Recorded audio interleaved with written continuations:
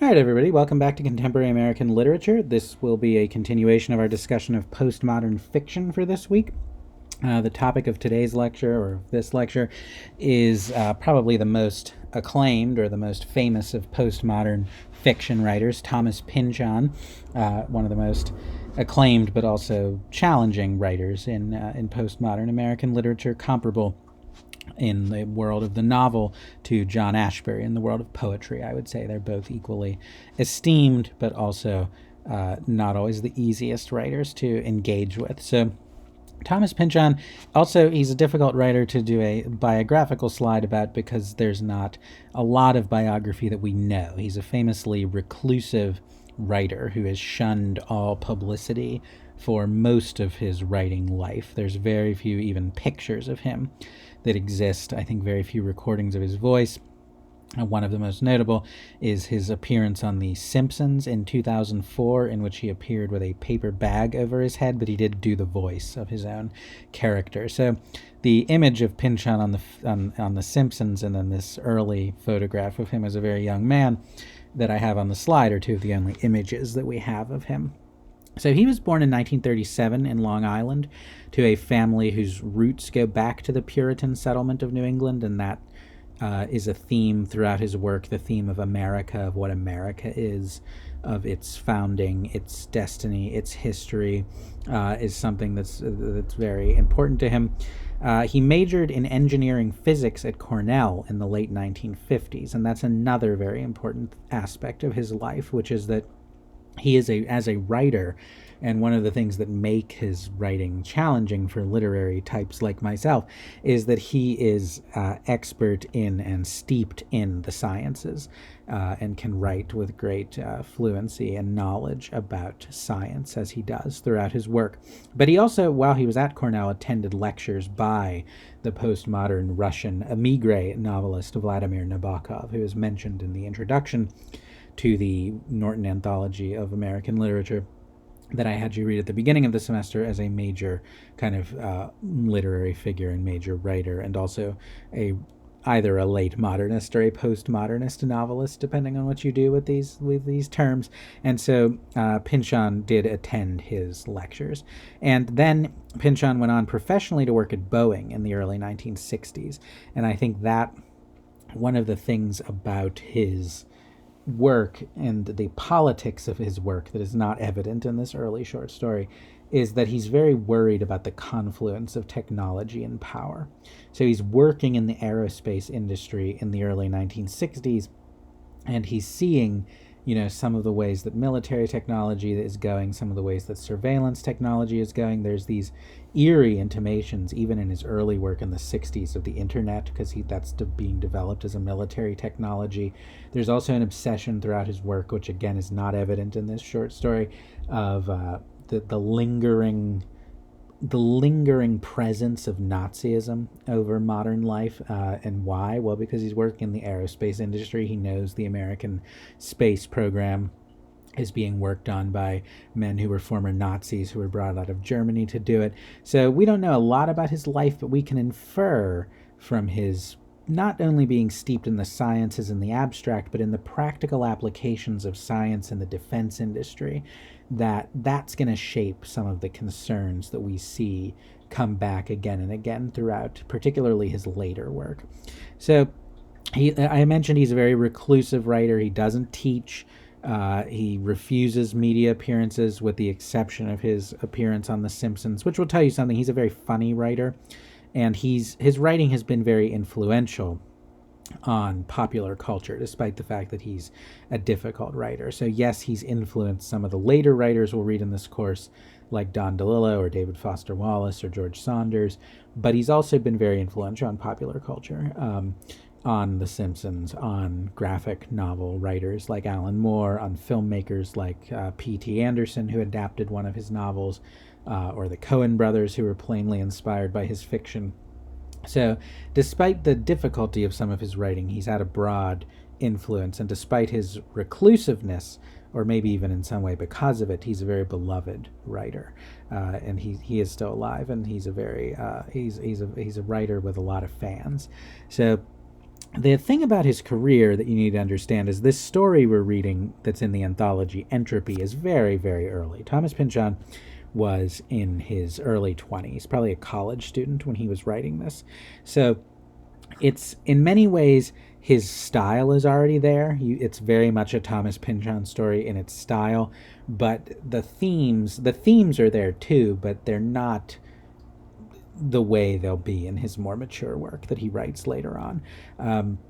So there's a kind of, despite as complicated as this story is at the level of the sentence, the overall big picture is pretty clear, as I'll explain to you. And I understand if you got lost at the level of the sentence and weren't able to get the big picture. I totally get that. It's a complicated story, but if you zoom way out, I think you're going to see that this story, is almost a fable with a moral that's pretty clear.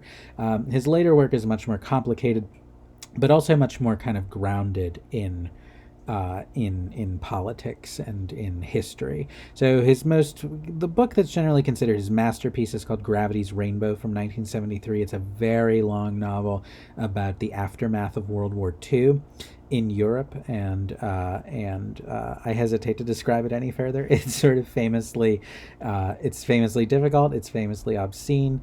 It took me 5 weeks to read, but it is extraordinary. It's a really amazing work of literature, but it's not maybe not for everybody.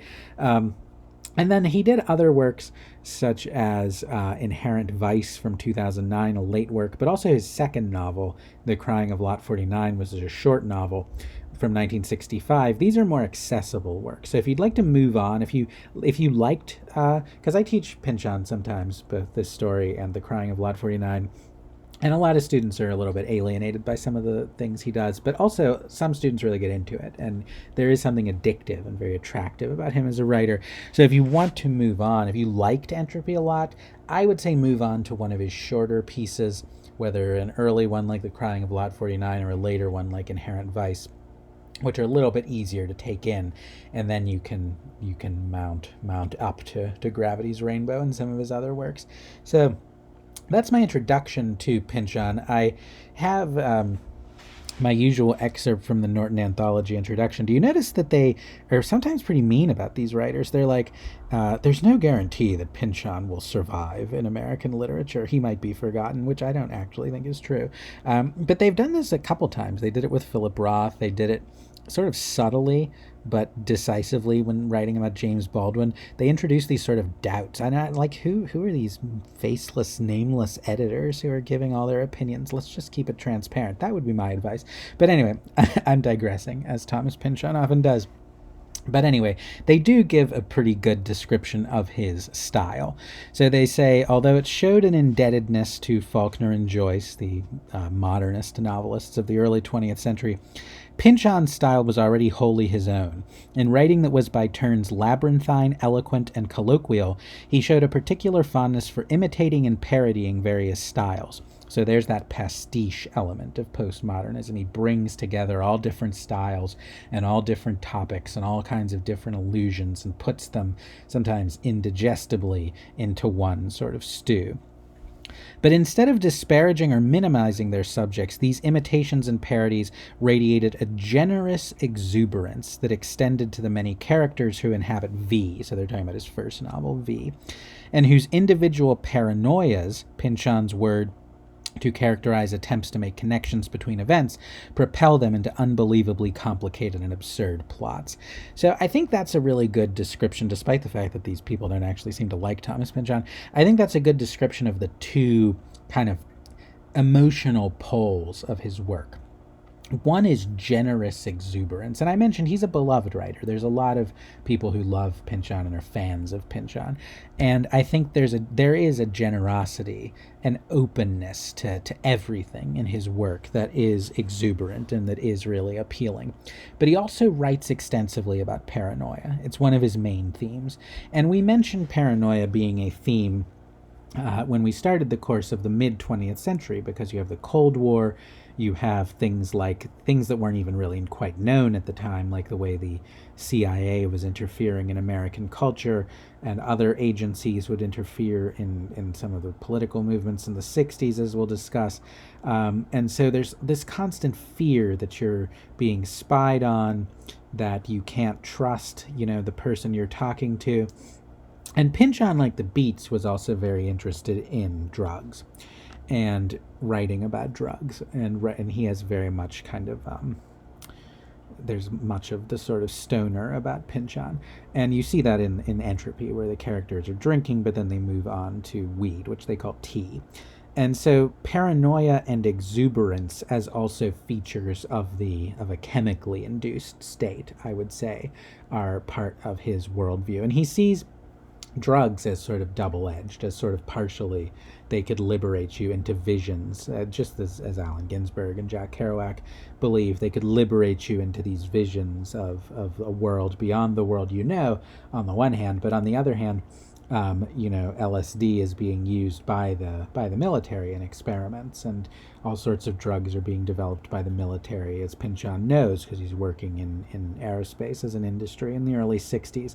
And so right away you have exuberance, drugs give you this limitless vision, and you have paranoia, what if I'm being drugged by the government? So these are all themes that reoccur throughout Pynchon's work. So as I said, this story, his style is fully formed and the themes are there, but it's kind of a neat, simple, almost parable-like story, Entropy. It's almost written to illustrate kind of a scientific principle and how it might be applied to culture. And so in that way, it's a lot less complicated than what comes before. So before we talk about anything, I just want to kind of sum up the story at a high level, because it's pretty possible to get lost in the details. So we're in a building in Washington, D.C., an apartment building, and we focus on two different apartments. And the story goes back and forth between these two apartments. In one, there is what's a lease-breaking party. So these guys or this guy, Meatball, and his friends, they apparently want to break the lease so they can move out of their apartment. So they're just trashing the place by having this like multiple-day party. And that's going on, I think, downstairs, if I recall the spatialization correctly. And so there's this giant party going on. And the guests at the party, they're drinking, they're smoking weed, and there's musicians there. And so one of the things that's happening in the story is some of the metafictional aspects come out as a discussion not of literature but of music, but they apply to all the arts. So they're kind of these avant-garde jazz musicians. And so they're having discussions about art. This other guy's having a discussion about he broke up with his wife because they had a fight about language and its relation to computers, which we'll look at closely. And the party is about to just totally become a brawl, and everything's about to there's going to be a fight by the end of the story.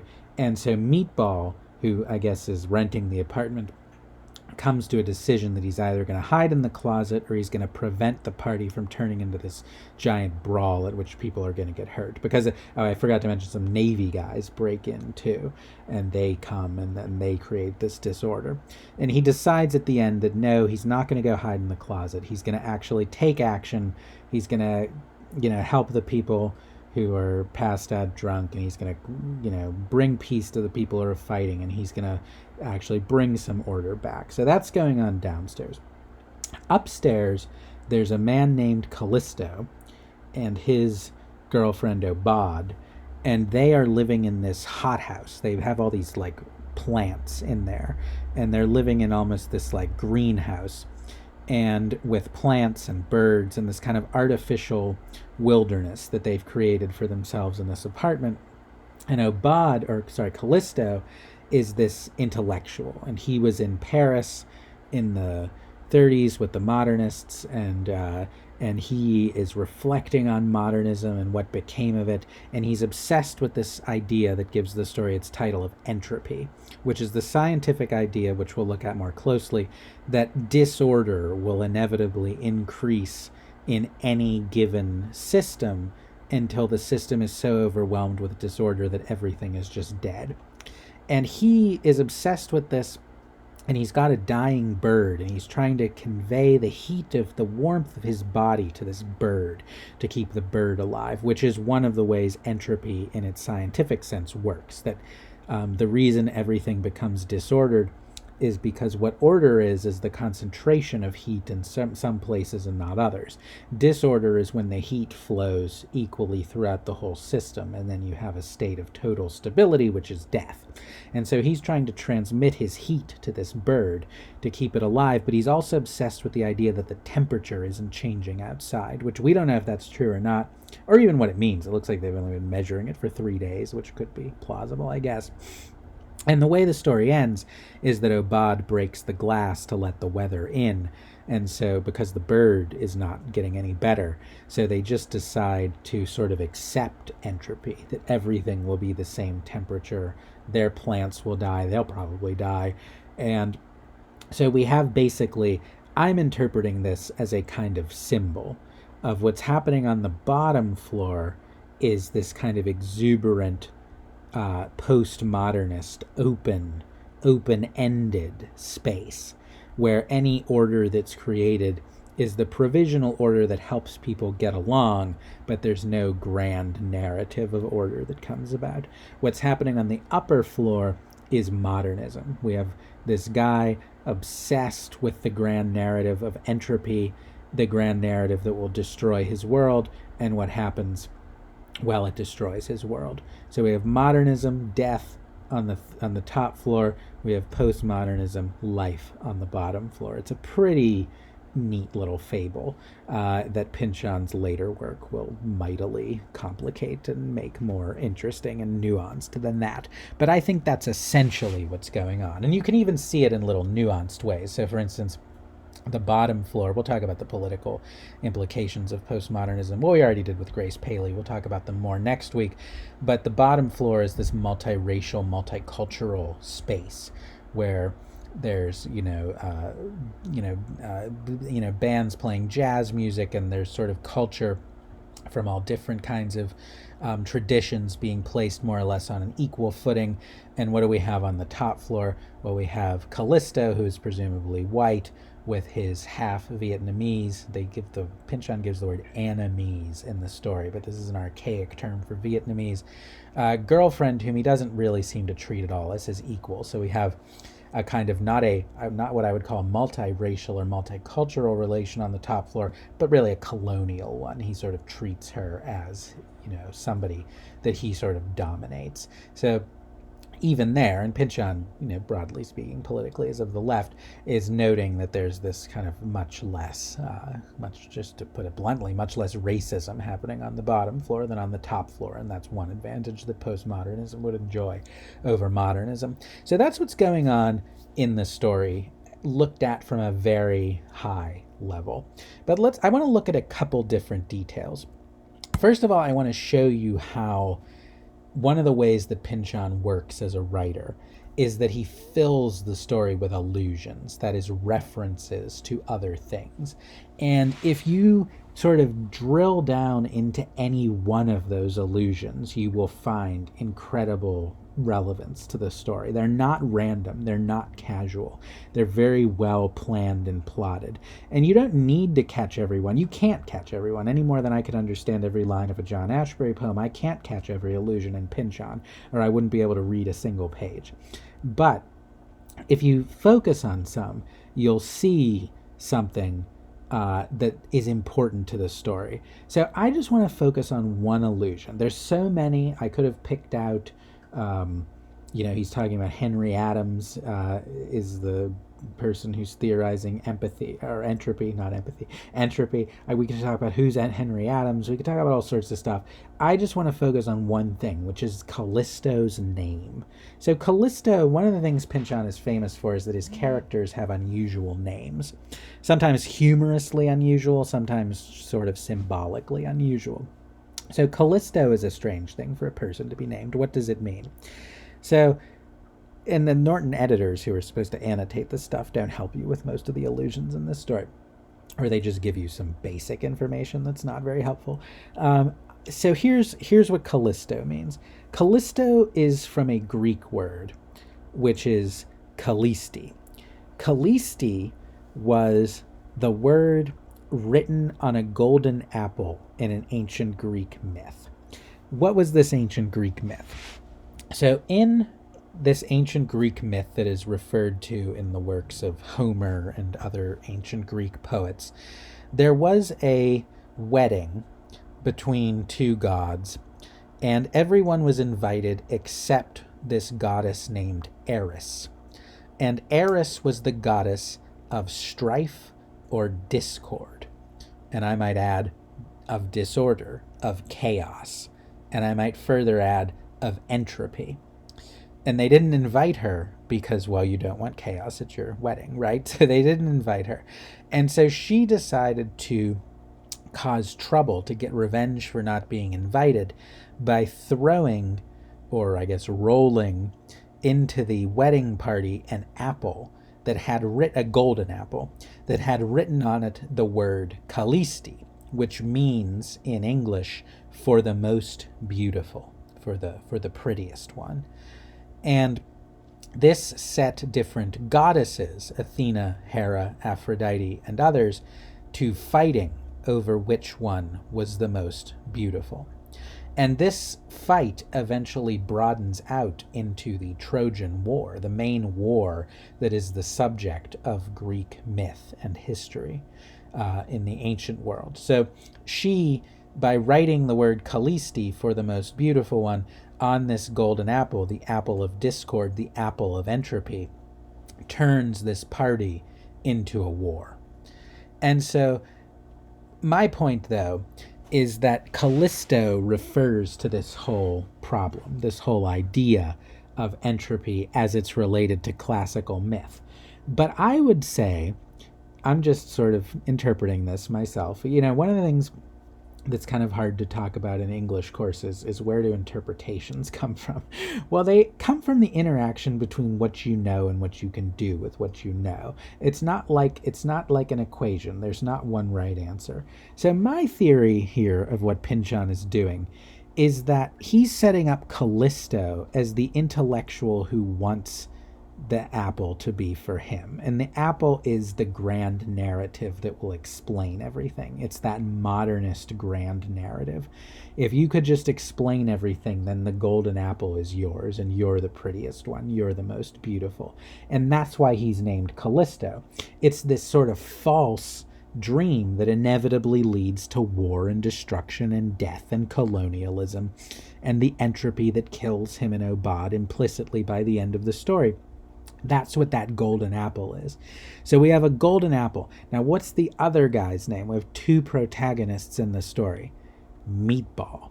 And what's a meatball? Well, it's not a golden apple. It's kind of like considered, I don't know if you could eat a golden apple, but a meatball is considered food that is more democratic, food that, poor or working class people might eat. It's not golden. It's not an apple. It's not richly symbolic. It's just kind of lumpenly there. But that is what Pynchon ultimately in this story valorizes. What is near at hand and what is able to make the world a better place in small ways, which actually does make the world a better place, versus the grand golden narratives of modernism. And so this story gives us one building, and modernism is expiring upstairs, and postmodernism is coming into its own downstairs. So and I think that is encoded in the names of the characters. But do you see how long that took to explain? It's not footnoted in the anthology. This is only the second time I've read this story, and I was like, what's Callisto? And I was thinking about it, and I did remember this story about the golden apple, and I remembered Callisti I had learned that maybe when I was in college in a Greek myth course or something, and so it kind of came to me, and then I looked it up and made sure it was right, and I consulted a respectable source, in this case the Oxford Dictionary of Classical Myth and Religion, and I put it together for myself. And that's what you have to do. That's where this kind of knowledge comes from. You have to sort of exercise your own interpretive labor. And I know for some people that's alienating, it's undemocratic. There's two views on this. It's an undemocratic way to write because it excludes people. That's one view. Another view is that it's actually a democratic way to write because it makes people have to do their own work and come up with their own interpretations. I'm going to let you decide what you think of that. I don't know. I can't settle it. But I do know that that is what you have to do. You have to work at these stories yourself. When I say these stories, I mean this kind of writing. Writers like Pynchon, writers like William H. Gass, writers like John Ashbery, they require a high level of participation from the reader, even to understand the most basic symbolism in ways that realistic writers like O'Connor and Baldwin and Roth, or more straightforward poets like we haven't read that many straightforward poets, but let's say Sylvia Plath, maybe don't require the same amount of work. All right, I want to make a few more quick points about this story. First of all, I just want to emphasize again this idea of entropy and Pynchon's interest in science and applying science to literature. So entropy comes from the second law of thermodynamics, which was formulated in the 19th century. So it's not that old of an idea. And thermodynamics is sort of the science of energy. And the second law of thermodynamics says that essentially what will happen is in isolated systems, they will enter an equilibrium of energy. So in, whatever it's, a system will start out with a certain amount of energy being in one place and not another. And what will happen is gradually through the dispersion of molecules, that energy will gradually disperse until it's evenly distributed in the system. And that is entropy. That is the running down of the order of the system. And this is the idea that haunts Callisto, that in thermodynamics, the second law of thermodynamics means that the whole universe is doomed to death, because that is actually one of the things that physicists and other scientists who formulated this idea came up with, was the heat death of the universe, which was the second law of thermodynamics means the order in the entire universe will eventually run down, and the universe will be this cold plane of nothingness, and that is how the universe will end. And so Callisto is obsessed with this idea, and he says it happens in physical systems, but it also happens in cultures. And he's predicting a heat death for his culture, in which ideas like heat energy would no longer be transferred. So, and he's thinking that because of what he's seeing in terms of consumerism. So he, rather like the intellectuals Baudrillard and Jameson, who had a very grim view of postmodernism, worry that the consumer culture and mass media will create a kind of heat death of culture, in which it will no longer really be a culture. It will just be this flat plane of nothingness, which is what Baudrillard and Jameson, I think, fear. So that is the despair of the modernist intellectual who has taken this grand narrative, the universe is tending toward entropy, and allowed it essentially to sap his life and his will to live. But there's similar worries happening downstairs at Meatball's party. So in that conversation that Meatball has with this guy Saul about his wife, that he had a fight with her, his wife is upset because he says she is bugged. So this is the slang term. Yeah, Pynchon uses a lot of slang as well as a lot of very learned language throughout his stories. He pastiches together different types of language. So she is, as we say, bugged at this idea of computers acting like people. I made the mistake of saying you can just as well turn that around and talk about human behavior like a program fed into an IBM machine, in other words, a computer. And note, Pynchon's very early in the computer revolution, but he knows all about this.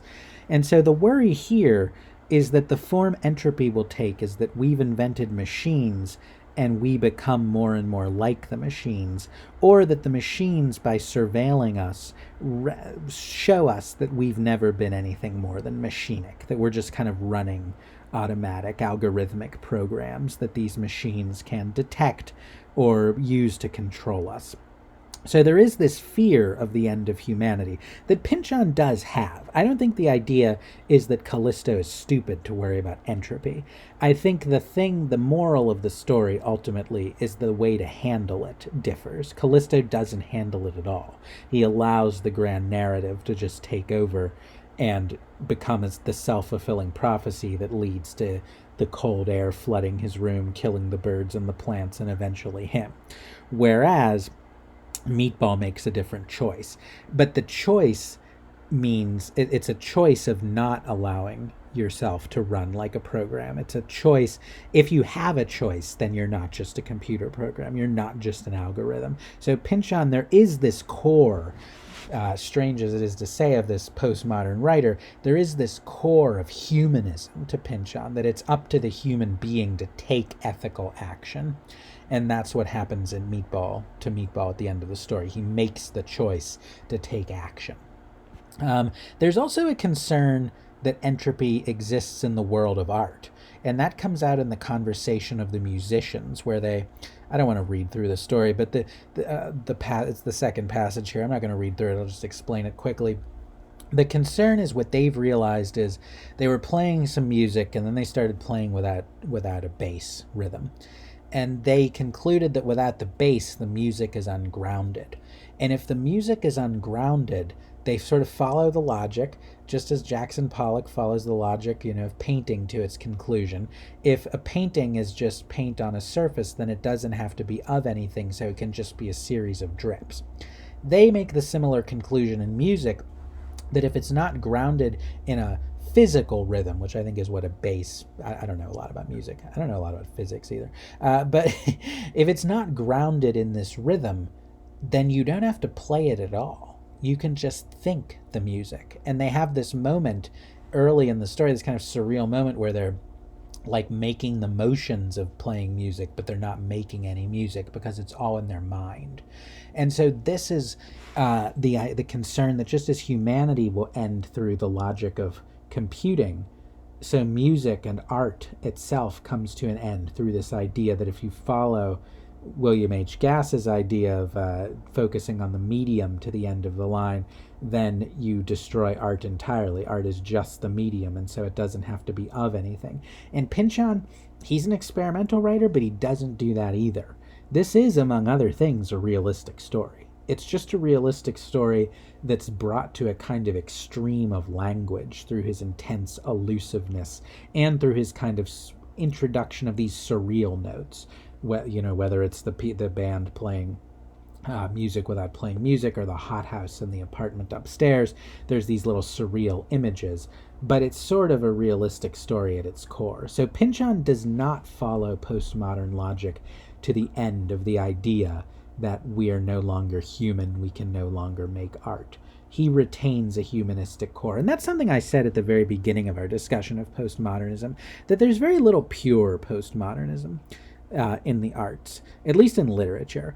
Most writers will eventually hit a kind of bedrock of what I'm here calling humanism, the idea that human beings still have a choice to make themselves felt, make themselves present, to not give in to the idea that we're living wholly in an unreal world of simulated images. And Pynchon, Gass, Paley, Ashbery, who you remember is weeping before the painting, Gass, who thinks there's this kind of spiritual quality to writing, Paley, who thinks metafiction is a political tool, and Pynchon, who uses experimental techniques to call attention to some of the dangers of the end of humanity and the end of art posed by both modernism and postmodernism.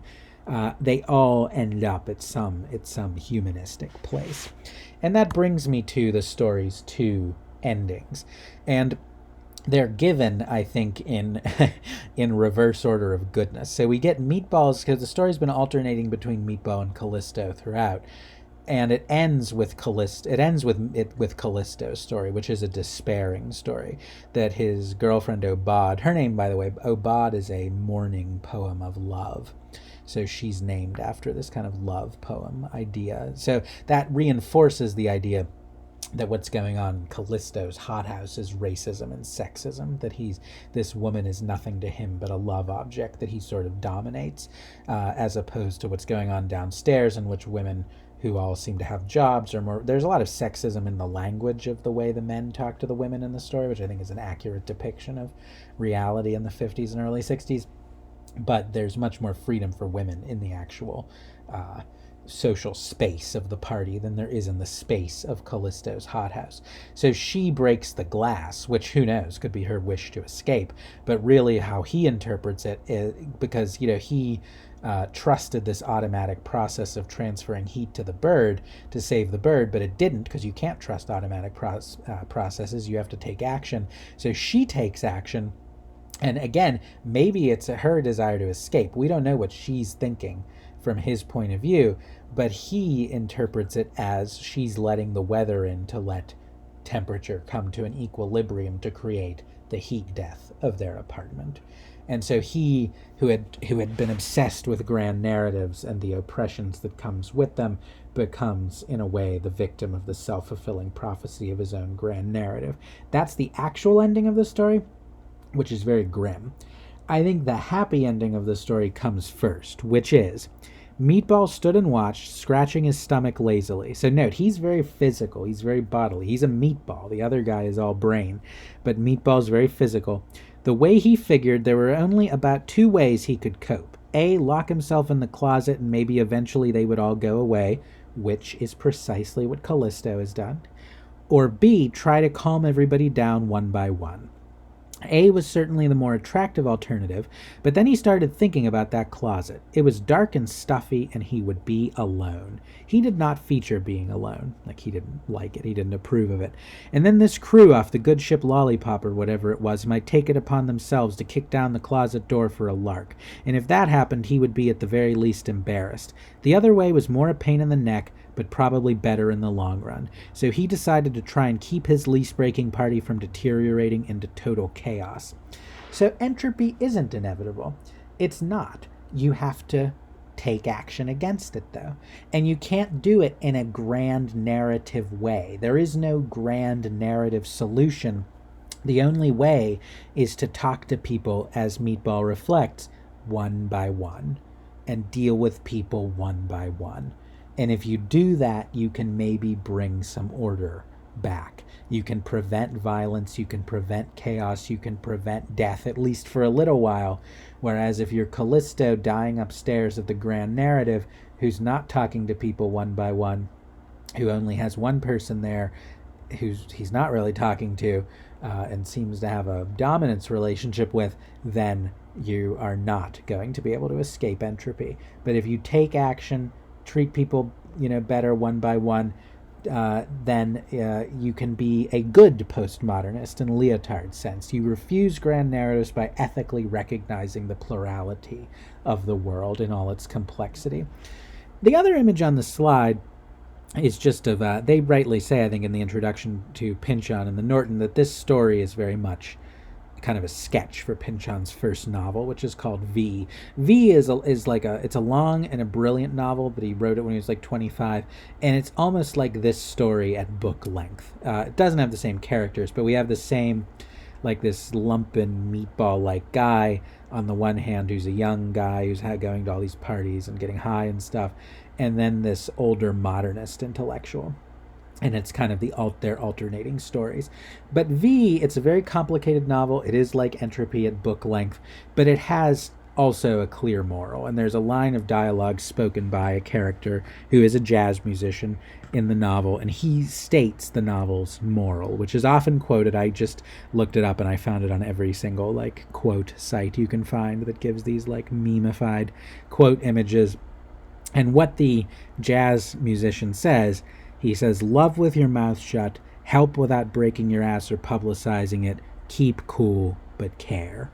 And I think that's the motto and the moral of this story, and also the motto and the moral of this version of postmodernism. Keep cool, be aware of all the ways in which your world is socially constructed and the grand narratives floating around you, but care about people. Deal with people kindly, deal with people well. And even in Pynchon's more monstrously complicated later works that are also more politically paranoid, you'll notice that everybody in this story in Meatball's party is worried that the cops are there undercover. So a lot of paranoia. Even in his paranoid fiction, this idea of care, this idea of humanism is there at the base of his moral concern, under all the complications, but animating the complications. Pynchon wants you to care. So that's Thomas Pynchon's Entropy. Thanks very much and have a great day.